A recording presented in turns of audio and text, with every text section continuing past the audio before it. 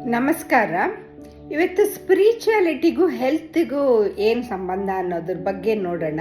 ಸ್ಪಿರಿಚುಯಾಲಿಟಿನಲ್ಲಿ disciplined way of life follow ಮಾಡ್ತೀವಿ. Yoga, meditation, stress management ಇಂಥದ್ದು manage ಮಾಡ್ತೀವಿ. ಅದೇ ಪ್ರಿವೆಂಟಿವ್ ಹೆಲ್ತ್ ಅಂತ ಹೇಳೋದು. ರಿಲಿಜನಲ್ಲೂ ಅದೇ ಮಾಡ್ತೀವಿ. ದೇವರು ಎಲ್ಲರೂ ಒಗ್ಗಟ್ಟಾಗಿ ಇರಿ ಅಂತಲೇ ಹೇಳ್ತಾರೆ. ಬಟ್ ಅಲ್ಲಿ ಸ್ವಲ್ಪ ನನಗೆ ನನ್ನ ದೇವರೇ ದೊಡ್ಡದು, ನಿನ್ನ ದೇವರೇ ದೊಡ್ಡದು ಅನ್ನೋ ಚರ್ಚೆ ಒಂದಷ್ಟು ಆಗುತ್ತೆ.